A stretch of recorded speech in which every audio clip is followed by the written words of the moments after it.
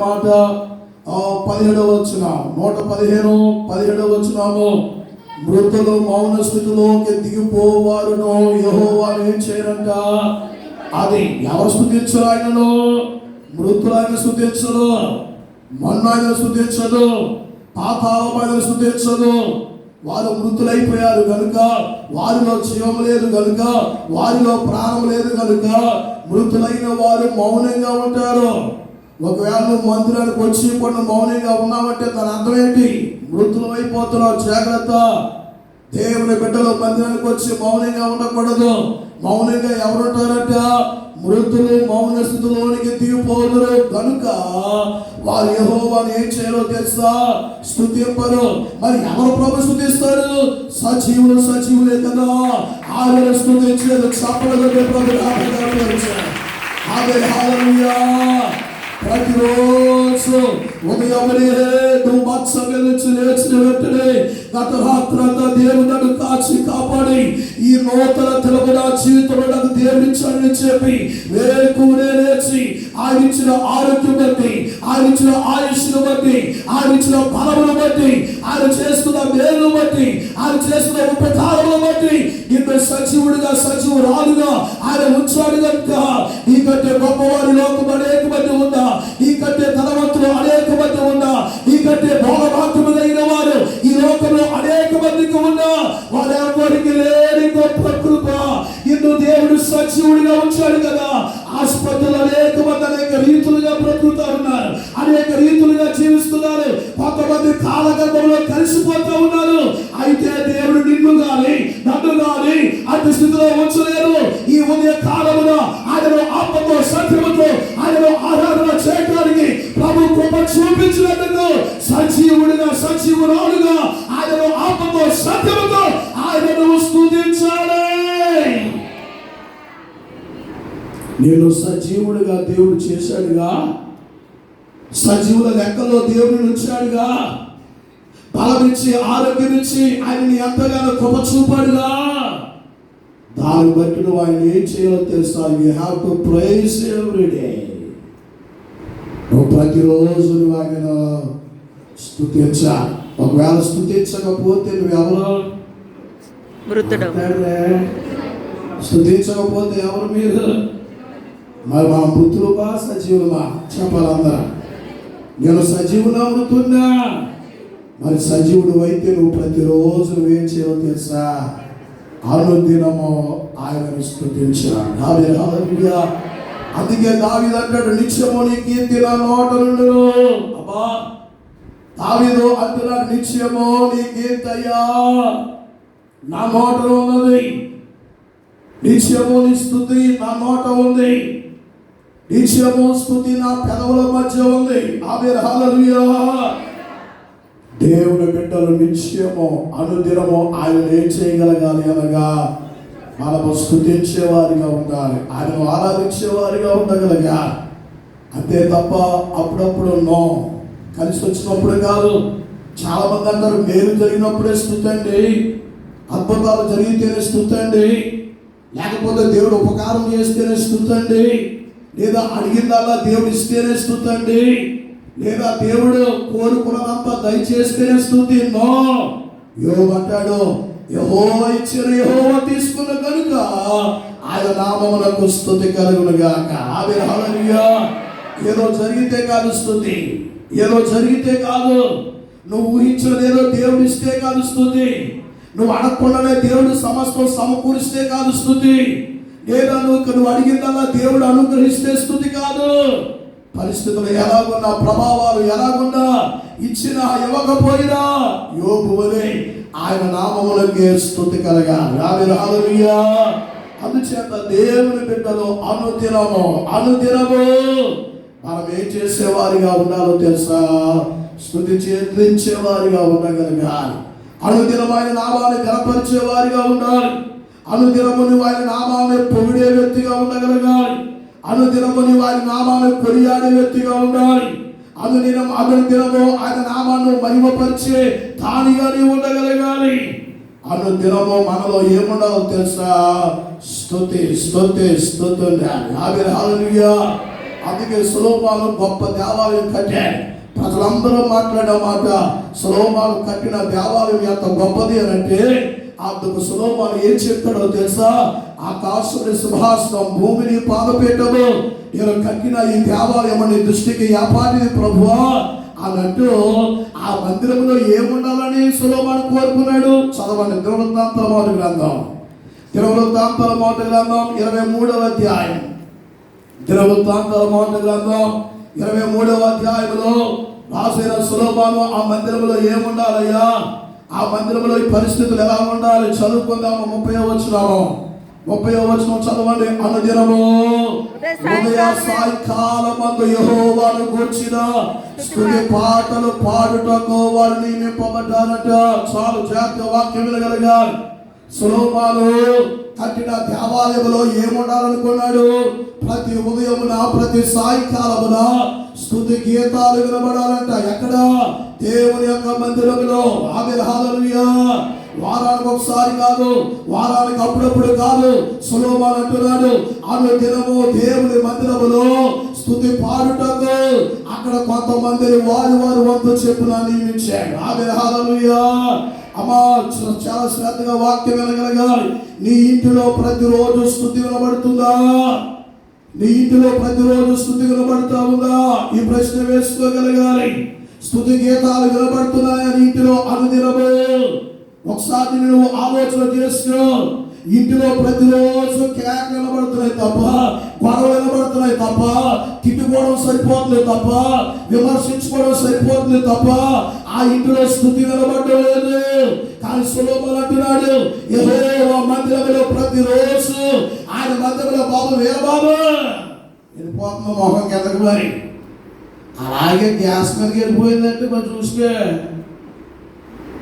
Gas మీద వెళ్ళకూడదు అలాగా. ఆమేన్, హల్లెలూయా, హల్లెలూయా. దేవుని వాక్యాన్ని వినాలి. చేతుల పైకి చేద్దాం, చేతుల పైకి. ఆమేన్, హల్లెలూయా. హ్యాపీగా కాసేపు పడుకొని సాయంత్రం తిమ్మాపాలు ఆరాధన రావచ్చు కదా. నీకు తిప్పలున్నా? నీకు చెప్పింది అబద్ధం ఏంటి? 12 గంటల వరకు తెగొందేస్తున్నావు గ్యాస్ మీద.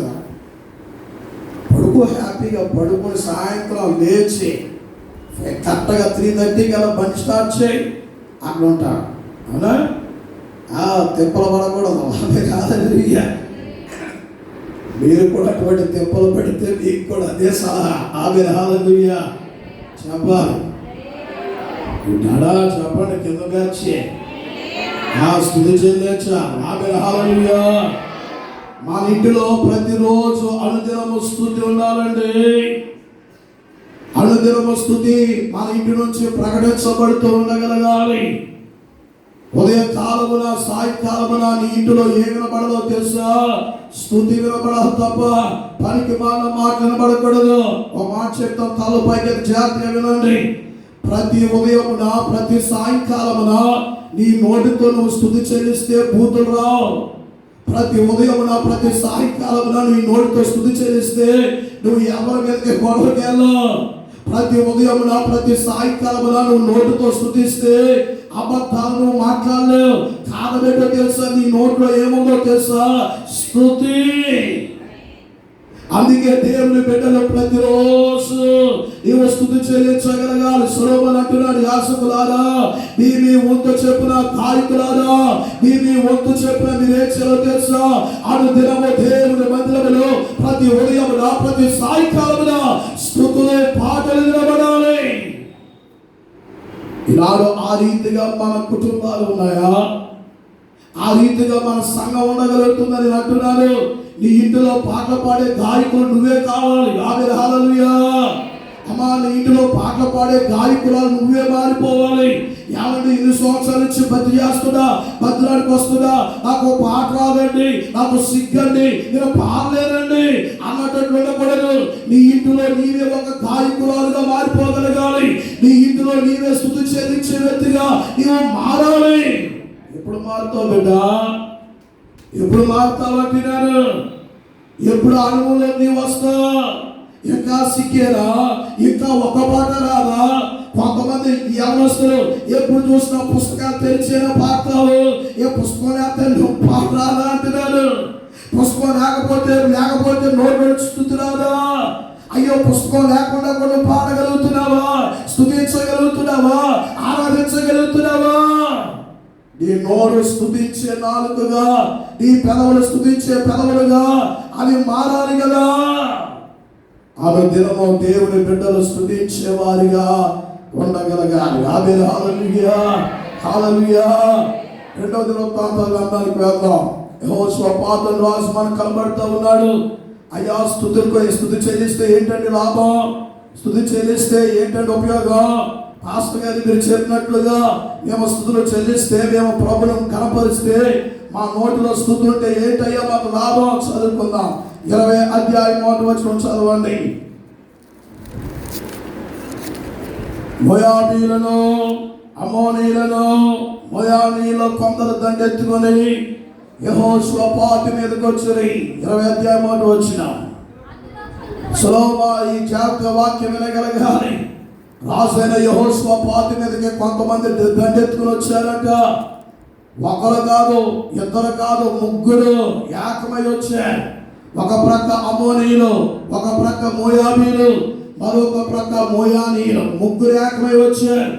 ఒకరితో యుద్ధం చేయగలుగుతారు తప్ప, ఇద్దరితో యుద్ధం చేయగలుగుతారు తప్ప, ముగ్గురు ఒకేసారి వచ్చేస్తే ఎలా యుద్ధం చేస్తా? ఈనాడు కూడా చాలా మంది అనుభవాలు ఇలాగే ఉన్నాయి. ఒక ప్రక్క సమస్యలు, ఒక ప్రక్క అనారోగ్యం, మరొక ప్రక్క అప్పులు.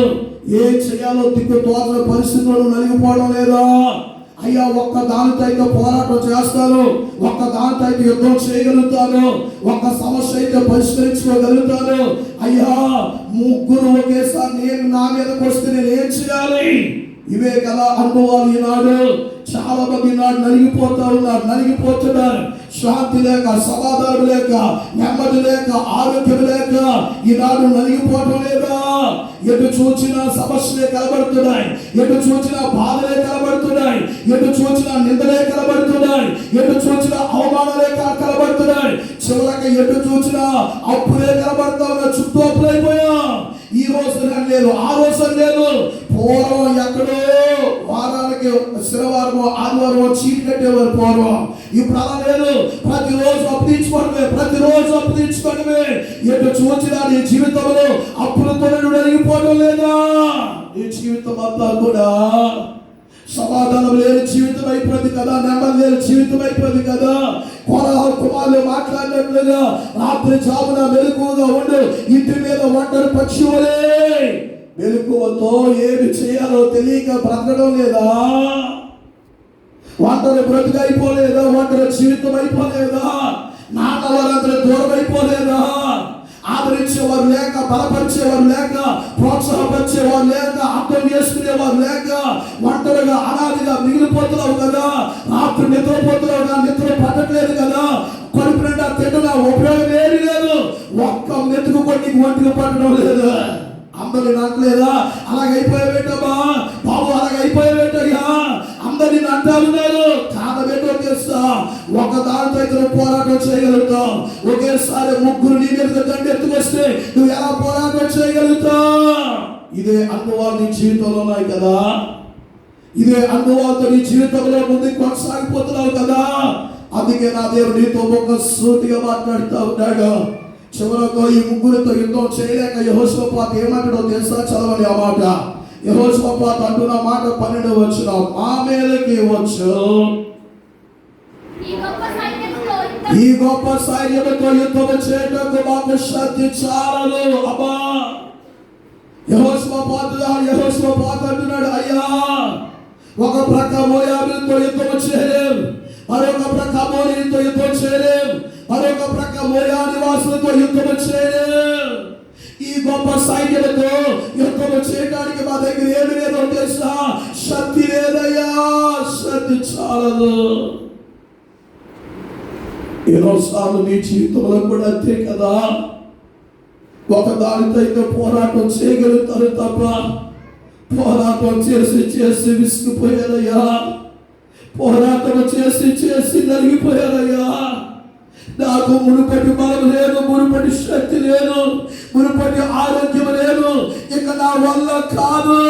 నా తల రాతింటే నా బ్రతుకంతా ఇంతే, నా జీవితంలో సమాధానముగా ఉన్న రోజు లేదు, నా జీవితంలో సంతోషంగా నిద్రపోయిన రోజు లేదు, నా జీవితంలో ఆనందంగా తిన్న రోజు లేదు. ఎప్పుడు కష్టాలే, ఎప్పుడు బాధలే, ఎప్పుడు శోధనలే. అయ్యో, జీవితంలో కొంచెమైనా నెమ్మది లేదు. ఇక నేను బ్రతికి రావేంతమేనయ్యా, ఇక బ్రతికే దానికంటే చనిపోవటమే మేలు. ఎందుకో తెలుసా? నేను వీటితో యుద్ధము చేయలేను, నాతో నా దగ్గర శక్తి లేదు. ఇటువంటి అనుభవాలతో ఈరోజు నువ్వు మందిరంలో కూర్చొని వాక్యం వింటున్నావు కదా. ఈరోజు నువ్వు మందిరంలో కూర్చొని ఎక్కడో ప్రక్క అయ్యో ఇది నా జీవితమే కదా అనుకుంటున్నావు కదా. ఎక్కడో ఒక ప్రక్క కూర్చొని ప్రభువా ఎంతో చేయలే, ఇక నా వల్ల కాదు అని చేతులు ఎత్తేసావుగా. యెహోషాపాతుడు అంటున్నాడు, ఈ గొప్ప సైన్యంతో యుద్ధము చేయటానికి మాకు శక్తి చాలదు కామా. అక్కడ అంటాడు, ఏమి చేయాలో మాకు దిక్కు తోచడం లేదు. అమ్మా, యెహోషాపాతు చెప్తున్నాడు, అయ్యా ఎలా ముందుకు వెళ్ళాలి, ఎవరిని ఆశ్రయించాలి, ఎవరి మీద ఆధారపడాలి. చుట్టూ మూసేశారండి, చుట్టూ మూసేశారండి. ఎక్కడికి వెళ్ళాలి? ఇదే అనుభవం జీవితంలో లేదా? దారి తెలియక బ్రతకడం లేదా? దారులన్నీ మూసేస్తేవా? అయ్యో, ఎంతో కష్టపడుతున్నా ఉపయోగం లేదు, ఎంతో ప్రయాసపడుతున్నా ఉపయోగం లేదు, ఎంతో జ్ఞానం కలిగిన దానివి ఉపయోగం లేదు, ఎంతో చదువుకున్న వ్యక్తివి ఉపయోగం లేదు, ఎంతో బలమైన వ్యక్తివి ఉపయోగం లేదు. దారులన్నీ క్లోజ్, మార్గములన్నీ మూసివేయబడినవి కదా. ఏం చేయాలో you doesn't have any idea. ఏమి చేయాలో నీకు ఆలోచన కూడా రావట్లేదు కదా. There is no idea in your life. ఈ జీవితంలో ఏమి చేయాలో, ఏ ఆలోచనతో ముందుకు వెళ్ళాలో తెలియని పరిస్థితుల్లో నీవు బ్రతుకుతా ఉంటే, అయితే ఈ వాక్యం నీ కొరకే దేవుడు నీతో ముఖసూటిగా మాట్లాడుతూ ఉన్నాడు. యెహోషాపాతు అంటాడు, ఈ గొప్ప సైన్యంతో యుద్ధం చేయలేదయ్యా, నా దగ్గర శక్తి లేదయ్యా. రెండవది అంటున్నాడు, ఏమి చేయాలో నాకు దిక్కు తోచడం లేదు అని చెప్పి అతడు బాధపడుతూ ఇక చివరగా చేసింది ఏమో తెలుసా? యెహోవా ప్రభువా, నీవే మా దిక్కని యెహోషాపాతు ప్రార్థన చేశారు. చప్పలగల దేవుని నామమున పొందాము. యెహోషాపాతు చేసిన ఏకైక ప్రార్థన, చిన్న ప్రార్థన ఏంటో తెలుసా? నీవు తప్ప నాకు వేరే దిక్కు లేదయ్యా. ఈ పరిస్థితిలో, ఇటువంటి పరిస్థితుల్లో ఆకాశం నీవు తప్ప ఈ లోకములో ఎవరు లేరయ్యా, నీవే మా దిక్కు అంటారు. ఈ ప్రార్థన నీ చేతనైతే, ఈ ప్రార్థన నీ స్వంతమైపోతే, ఇటువంటి ప్రార్థన నీ జీవితంలో కలిగి ఉండగలిగితే నా దేవుడు తప్పక నీ ప్రార్థన ఆలకించగలిగే దేవుడై ఉన్నాడు. ఆమేన్, హల్లెలూయా, హల్లెలూయా. నీ ప్రార్థన బెదిరించే ప్రార్థన. కొంతమంది దేవుని బెదిరిస్తారన్న, ప్రభు అలా చేయి, ఇలా చేయి. దేవునికి ఏమో బాధ్యత చేతులే. ఒకప్పుడు ప్రార్థన ఎలా ఉంటుందంటే, ప్రభు అలా జరుగునుగాక. నువ్వేమైనా శాసించే వ్యక్తివా? ఇటువంటి ప్రార్థనలకు జవాబులు రావు. నువ్వేదో ఓవర్ కాన్ఫిడెంట్ తో ప్రార్థన చేస్తున్నావు బిడ్డ, ఏదో నలుగురు మెచ్చుకుంటారని అనుకుంటున్నావు. ఆ ప్రార్థన పనికిరావు. యెహోషాపాతు చేసిన ఒకే ఒక ప్రార్థన, అయ్యా ఈ సైన్యంతో మేము యుద్ధము చేయలేము, వీరితో మేము పోరాటము చేయలేము, ఈ యుద్ధంలో మేము గెలవలేమయ్యా. కనీసం ఏం చేయాలో కూడా ఈ దిక్కు దోషం లేదు మా బ్రతుకులో. చివరగా చేసిన చిన్న ప్రార్థన యెహోషాపాతు, మా దిక్కు. ఎప్పుడైతే నిన్ను తగ్గించుకుని దేవుడి మీద ఆధారపడి నీవే మా దిక్కని ప్రార్థన చేస్తావో, అప్పటి ప్రార్థన మీద దేవుడు వెంటనే జవాబిస్తాడు. చెప్పలేదు ప్రభుత్వ ఆకాశమంతో నీవు తప్ప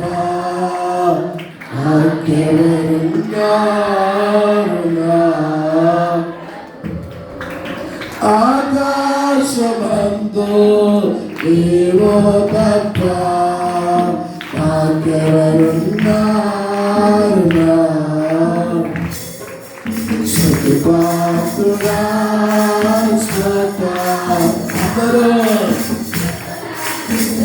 మనసాల పాడు, మనస్ఫూర్తి ఎక్కడో మనసేట్టుగా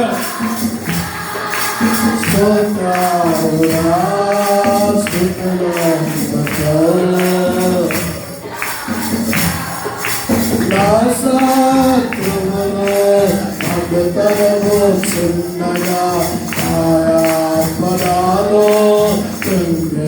ప్రభు దాసాత్రువులో మగతరము చిన్నగా పదాలు ప్రభు నా మనసు నీ వైపు త్రిపిన వెంటనే సత్తుల చేతిలోకి విడిపించినావు, కాపాడినావు. నా మనసు నీ వైపు త్రిపిన వెంటనే సత్తుల చేతిలోకి విడిపించినావు, కాపాడినావు. స్తుతిపాత్రుడా స్తోత్రుడా స్తుతులందుకో పూజారుడా. ఆకాశమందు నీవు తప్ప నాకెవరున్నారు? ఆకాశమందు నీవు తప్ప నాకెవరున్నారు? నా ప్రభు స్తుతిపాత్రుడా స్తుతులందుకో పూజారుడా. స్తుతిపాత్రుడా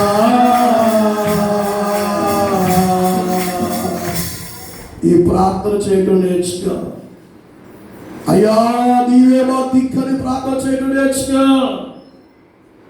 ఆకాశమందు నీవు తప్ప వేరొక దిక్కు మాకు లేదయ్యా, వేరొక ఆశ్రయం మాకు లేదయ్యా. నీ మీద మేము ఆధారపడుచున్నాం, నీ మీద మేము ఆదుకొనిచున్నాము, నీవే మా దిక్కు అని నువ్వు ప్రార్థన చేయగలిగితే వెంటనే ప్రభు రెస్పాండ్ అయిపోయాడు. చదవన్నమాట. వెంటనే ప్రభు ఆలస్యం చేయలేదు. వెంటనే దేవుడు మాట్లాడుతున్నాడు. 15వ వచనము, యోధా వారులారా, యెరూషలేము కాపురస్తులారా, యెహోషాపాతు రాజా మీరందరూ ఆలకించుడి. యెహోవా సెలవిచ్చినదేమనగా, ఈ గొప్ప సైన్యములకు మీరు భయపడవద్దు, చడియవద్దు. ఈ యుద్ధము నీది కాదు, దేవుడే జరిగించిన చెప్పబడి దేవుడి యొక్క నామాన్ని అబద్ధం. హల్లెలూయా. ఈ యుద్ధము నీది కాదయ్యా, దేవుడే యుద్ధము జరిగిస్తాడు. ఎందుకు నువ్వు భయపడుతున్నావు? గొప్ప సైన్యములకు భయపడకు. ఈ గొప్ప యుద్ధము నువ్వు చేతకాని వాడిగా నిలబడకు. నువ్వు నిలబడు, నేను యుద్ధము చేస్తాను. హల్లెలూయా. ఎన్నో పర్యాలు నీ జీవితంలో నువ్వు ఎదుర్కొంటున్న పోరాటంలో, నువ్వు ఎదుర్కొంటున్న సమస్యల్లో, నీ యొక్క ప్రతి పరిస్థితిలో నీవు యుద్ధము చేయకు. నువ్వు పోరాటం చేయకు, ఓడిపోతా. నువ్వు యుద్ధం చేయకు, ఓడిపోతా. నువ్వు కాదు యుద్ధము చేయవలసింది, నువ్వు నిలబడచాలి. నీ పక్షమున ఆయన యుద్ధము చేస్తాడు. హల్లెలూయా. అందుకే ప్రభువు అంటున్నాడు, రాజా ఎందుకయ్యా నువ్వు భయపడుతున్నా? ఎందుకయ్యా నువ్వు చడుస్తా ఉన్నా? ప్రియ సోదరి, ప్రియ సోదర, ప్రియ సంగమా, దేనికి నువ్వు భయపడిపోతావు అనవసరంగా, దేనికి నువ్వు కలలు పడిపోతావు అనవసరంగా, దేనికి నువ్వు ఒత్తిడి పెంచేసుకుంటున్నావు? రాత్రి నిద్ర పట్టకుండా, కనీసం తిన్న తిండి ఒంటికి పట్టకుండా దేని బట్టి నువ్వు కలలు పడిపోతున్నావు? దేని బట్టి భయపడుతున్నావు? దేని బట్టి చడిసిపోతున్నావు? దేని బట్టి నువ్వు వ్యాఖ్యలు పడుతూ ఉన్నావు? అందుకే కీర్తనకారుడు అంటాడు, నా ప్రాణమా ఎందుకు నువ్వు తొందరపడుచున్నావు? ఎందుకు నీవు ఆ రీతిగా తొందరపడిపోతున్నా? అమ్మా ముగించారా? నా బాధ నీకు అర్థం అవట్లేదు.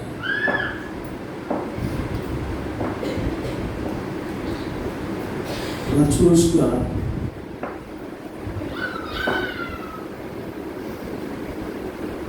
ఎందుకు ఎందుకు భయపడుతున్నా, ఎందుకు చడుస్తా ఉన్నా?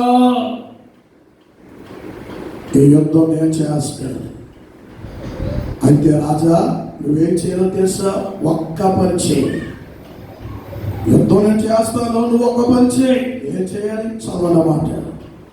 దేవుని యొక్క వాక్యం రాయబడిన మాటలు చదువుదామా? ఈ యుద్ధంలో దేవుడికి జయం ఇవ్వాలి అంటే, ఈ యుద్ధంలో దేవుడికి విజయం ఇవ్వాలి అంటే, ఈ యుద్ధంలో దేవుడికి పోరాటంలో గెలుపు ఇవ్వాలి అంటే నువ్వు చేయవలసిన పని ఏంటో తెలుసా? 21 యెహోవాను స్తుతించుటకును గాయకులను ఏర్పరిచి వారి పరిశుద్ధ అలంకారము ధరించాలంట. బాబు ఎవరు స్తుతించడానికి? యెహోవాను స్తుతించడానికి. దేవుడు యుద్ధం చేయాలి అంటే, దేవుడికి జయం ఇవ్వాలంటే, నీ పోరాటంలో గెలుపునివ్వాలి అంటే, దేవుడి పక్షాన ఒక అద్భుతము జరిగించాలి అంటే నువ్వు చేయవలసిన పని ఏంటో తెలుసా? యెహోవాను స్తుతించుటకు గాయకులను ఏర్పరచాలంట. ఎవరు స్తుతించడానికి? చెప్పాలి. ఎవరు స్తుతించడానికి? ఎవరు స్తుతించడానికి? యెహోవాను స్తుతించడానికి గాయకులను ఏర్పరచాలి. వారు ఎలా ఉండాలంట? అదే ఈనాడు మిస్ అయిపోతున్నాం మనం. అదే లోపిస్తా ఉంది. గాయకులు నాకు పాట వచ్చు కదా, నాకు తాళం వచ్చు కదా, నాకు శృతి వచ్చు కదా అని పాడకూడదు. పరిశుద్ధ అలంకారం ధరించుకొని పాడాలి. ఆమేన్, హల్లెలూయా. దేవుడు నీతో యుద్ధం చేయాలి అంటే, నీ పక్షాన దేవుడు జయం ఇవ్వాలి అంటే పాట వస్తే సరిపోదు, శృతి కలిగితే సరిపోదు, తాళం పడితే సరిపోదు. అసలైన తాళం, అసలైన శృతి ఏంటో తెలుసా? నీవు పరిశుద్ధ అలంకారం ధరించుకుని పాడాలి. ఆ పాట పాడుతుంటేనే దేవుడు అక్కడ కార్యాన్ని ప్రారంభించుతాడు. ఆమేన్, హల్లెలూయా. నువ్వు ఎలా పడితే అలా పాడితే కాదు, ఎలా పడితే అలాగా నువ్వు స్తుతిస్తే కాదు, ఎలా పడితే నువ్వు అలా ఆరాధిస్తే కాదు. ఎప్పుడైతే పరిశుద్ధ అలంకారం ధరించుకొని నువ్వు ఎప్పుడైతే పాట ప్రారంభిస్తావో అప్పుడే దేవుని కార్యము ప్రారంభమైపోతాయి. ఆమేన్, హల్లెలూయా. ఈనాడు ఎన్నో ఆత్మ సంబంధమైన పాటలు పాడుతున్నా ఏ కార్యము జరగట్లేదు అంటే నీవు పరిశుద్ధ అలంకారం ధరించుకోవట్లేదు. పాట వచ్చుగా పాడేస్తున్నావు, అందరితో కలిసి పాడేస్తున్నావు. అంతే తప్ప పాట పాడే ముందుగా నేను పరిశుద్ధ అలంకారం ధరించుకొని ఉన్నానా? గాయకులారా, గాయకులారా, పరిశుద్ధ అలంకారం ధరించుకొని మీరు స్తుతి చెల్లించాలి. పరిశుద్ధ అలంకారం ధరించుకొని నువ్వు పాడాలి. పరిశుద్ధ అలంకారం ధరించుకోవాలి. ఎవరు బిడ్డలారా, ఏదో అందరితో పాటు నేను నిలబడతాను కాదు, అందరితో పాటు నేను పాడతాను కాదు, అందరితో పాటు నాకు మైకిని కాదు, అందరితో పాటు నేను కూడా పాడతాను కాదు.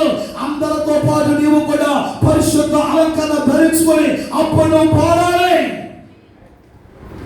అప్పుడే నువ్వు పాడుతుండగా కార్యం మొదలవుతుంది అక్కడ. ఆమేన్, హల్లెలూయా, హల్లెలూయా. నువ్వు మొదలు పెడితే అప్పుడు కార్యం జరుగుతుంది. చదువు ఆ మాట ఒకసారి. నేను చెప్పేదానికంటే చదవడం మనకు చాలా ప్రాముఖ్యం. పరిశుద్ధ అలంకారం ధరించుకొని సైన్యము ముందు నడుచుచు యెహోవా కృప నిరంతరం ఉండెను, ఆయనను స్తుతించుడి అని స్తోత్రము చేయుటకు వారిని నియమించాను. ఆమేన్, హల్లెలూయా. ఆ సైన్యం యొక్క పని ఏంటో తెలుసా? యెహోవాను స్తుతించాలి, యెహోవాకు స్తోత్రము చెల్లించాలి, యెహోవా కృప నిరంతరము ఉండెను అని. ఈ ఒక్క పని తప్ప రెండో పని లేదా? నేను అంటాను, యుద్ధం చేయడానికి కత్తులు పట్టుకోవాలి తప్ప, యుద్ధం చేయడానికి బల్లాలు పట్టుకోవాలి తప్ప, యుద్ధం చేయడానికి ఆయుధాలు పట్టుకోవాలి తప్ప, అవన్నీ మానేసి ఇప్పుడు మీరేం పట్టుకున్నారో తెలుసా? స్తుతి. యెహోవా కృప నిరంతరం ఉండెను అని నువ్వు స్తుతి చెల్లించాలి, స్తుతి చెల్లించాలి. ఇదే నీకు పని. రెండో పని నీకు లేదు. నువ్వు ఎందుకు ఓడిపోతున్నావు తెలుసా? 10 మాటలు మాట్లాడి ఒక్క మాట మాట్లాడకపోతే ఎలాగండి? అందుకే ఓడిపోతున్నాను. కనీసం జవాబు చెప్పకపోతే ఎలాగండి? అందుకే నువ్వు ఓడిపోతున్నావు. అందరితో పాటు నేను అలాగ మౌనంగా ఉంటే నేను ఏదో తప్పు చేసిన వాడిని, తప్పు చేసిన దానిని అందరూ అంటారు. అందుకే నువ్వు ఓడిపోతున్నావు. ఎందుకు నీకు గెలుపు లేదు? ఎందుకు నీకు జయం లేదు? ఎందుకు నువ్వు ఓటమి పాలవుతున్నా? ఎందుకు కార్యము జరగట్లేదు? కారణం ఏంటో తెలుసా? నీవు అపజయము పాలవడం గల కారణం ఆయుధాలు పట్టుకుంటున్నావు. స్థుతి లేదు నీకే. ఏం పట్టుకుంటున్నావు? ఆయుధాలు. మాటలతో పని చెప్పేద్దాం, మాటలతో పడిపోదాం అనుకున్నాడు. ఏతోనే ఆనాడు వారి కేకలే గెలిచాయట. అలాగా నువ్వు కూడా మాటలతో పడిపోతున్నావు బిడ్డ. మాటలతో పడిపోతే నువ్వేం గెలవలేవు. హల్లెలూయా. మాటలు కాదు, చేతలు కాదు, నువ్వు స్తుతి చెల్లించడం నేర్చుకోవాలి. హల్లెలూయా. యుద్ధంలో జయం పొందాలి అంటే ఏం కావాలి? ఆయుధాలు కావాలి. కానీ అక్కడ ఆయుధాలు లేవు. ఏం కలిగి ఉన్నారంటే సైన్యము. యెహోవా కృప నిరంతరము. ఈ మాట చెప్పండి అందరూ కలిసి. యెహోవా కృప నిరంతరము. చెప్పరా అందరూ? యెహోవా కృప. అంత గట్టిగా చెప్పరా? యెహోవా కృప నిరంతరము. చెప్పు, యెహోవా కృప నిరంతరము. యెహోవా కృప నిరంతరము. ఏ రెండోది లేదు. హల్లెలూయా అని స్తోత్రాలు చెల్లిస్తారంట. ఇప్పుడు చదవండి 22. వారు పాడుటకును స్తుతించుటకును మొదలు పెట్టగా యెహోవా యోధా వారి మీదకు వచ్చిన అమోనీయుల మీదను, మోయాబీయుల మీదను, సేయరు మాన్యవేశ నివాసుల మీదను పాటుగాండును పెట్టును కనుక వారు హతులైన ఇప్పుడు గొట్టు చపల గట్టి దేవుని యొక్క నామమున వచ్చారు. ఇది స్తుతిలో ఉన్న శక్తి, స్తుతిలో ఉన్న బలము, స్తుతిలో ఉన్న గెలుపు, స్తుతిలో ఉన్న ధైర్యము, స్తుతిలో ఉన్న జయము. వారు పాడుట మొదలు పెట్టగా, స్తుతులు మొదలు పెట్టగా వారి మీద మోటుగాండ్లను కురిపించరు కనుక వారందరూ హతులైపోయారు. చివరకు యెహోషాపాతు దేవుడు ఆ లోయలో జయమిచ్చాడు కనుక దానికి బెరాకా లోయ స్తుతి. నీ జీవితంలో ఈ అనుభవం ఉండాలి. స్తుతులతో నువ్వు బ్రతకాలి, స్తుతులతో నువ్వు జీవించాలి. అందుకే కీర్తనకారుడు అంటాడు, అనుదినము స్తుతి చెల్లించాలి. అనుదినము నువ్వు ఎప్పుడైతే స్తుతి చెల్లిస్తావో యుద్ధము ఆయనే నీ పక్షాన చేస్తాయి. ఆయుధాలు పట్టుకోకుండా స్తుతులు మొదలు పెట్టగా, పాటలు మొదలు పెట్టగా అక్కడ దేవుడు నీ జీవితంలో కూడా ఇదే నేర్చుకోవాలి. నీ ఇంటిలో స్తుతుంటే దేవుడు కార్యం చేయడం ప్రారంభిస్తాడు. నీ హృదయంలో స్తుతుంటే వెంటనే దేవుడు కార్యం చేయడం ప్రారంభిస్తాడు. శత్రువులతో యుద్ధం చేయవాడు ఆయనే. అందుకే నువ్వు స్తుతించే వ్యక్తిగా నువ్వు మారాలి. వారానికి ఏదో ఒకసారి కాదు, ఏదో 5 రోజులు కాదు, ఏదో 10 రోజులు కాదు, అనుదినము. ఈ మాట అందరూ చెప్పండి. అనుదినము చెప్పండి. ఈ మాట అందరూ అనుదినము ఆయనను స్తుతించాలి. అందుకే దావీదు చక్కటి ప్రార్థన చేస్తున్నాడు. మీ అందరికీ ఓపిక అయిపోయింది. మరి 2 గంటలకు వచ్చారు, సంగతి ఏంటో తర్వాత మాడుతాను. కానీ 51వ కీర్తన ఆ ఒక్క వచనం చదవండి. 51వ కీర్తన దావీదు చేసిన ప్రార్థన. ఈ ప్రార్థన అందరూ చేయాలి. ఈరోజు ఆ ప్రార్థన గుడిచిన మనందరం చేద్దాం. 51వ సంకీర్తన చదవండి. దావీదు ఒక అద్భుతమైన ప్రార్థన చేస్తున్నాడు. ఏంటి ఆ ప్రార్థన? 51వ కీర్తన 15వ వచనం. ప్రభువా, నా నోరు నీ స్తుతిని ప్రచురపరిచినట్లు నా పెదవులను తెరువు. అయ్యా, నా పెదవులు తెరువు. దేనికి నా పెదవులు తెరవాలి? నా నోరు నీ స్తుతి. ఎవరి నోరు? పక్కోని నోరు కాదు. ఎవరి నోరు? చెప్పాలి, అందరూ చెప్పాలి. ఎవరి నోరు? 2 నిమిషాలు కిషోరు వినరా? అది సంగతికి అర్థమైపోయింది. ఎవరి నోరు? చెప్పాలి. ఎవరి నోరు? చెప్పాలి. ఎవరి నోరు? పక్కోని నోరు కాదు. ఎవరి నోరు? నా నోరు ఏం చెల్లించాలంట? నీ స్తుతిని ప్రచురపరిచినట్లు. అబ్బా, నా నోరు నీ స్తుతిని ప్రచురపరిచినట్లు, నా నోరు నీ స్తుతిని చెల్లించినట్లు ప్రభువా నా పెదవులు తెరువు. ఈ ప్రార్థన చేస్తాం. మూసివేయబడి ఉన్న నా పెదవులు తెరువు. దేని కొరకు తెలుసా? నిత్యము అనుదినము నిన్ను స్తుతించినట్లే. ప్రభు పాదాలను పట్టుకోగలగాలయ్యా. అనుదినము నిన్ను స్తుతించలేకపోతున్నాను, అనుదినము నిన్ను గణపరచలేకపోతున్నాను, అనుదినము నిన్ను మహిమపరచలేకపోతున్నాను. నన్ను క్షమించు. ఇకనైనా నా నోరు నిన్ను స్తుతించినట్లుగా, నా నోరు నిన్ను గణపరిచినట్లుగా, నా నోరు నిన్ను మహిమపరిచినట్లుగా ప్రభువా నా యొక్క పెదవులను తెరువు. Open my lips to praise you Lord. అయ్యా నా పెదవులు తెరువు. దేనికో తెలుసా?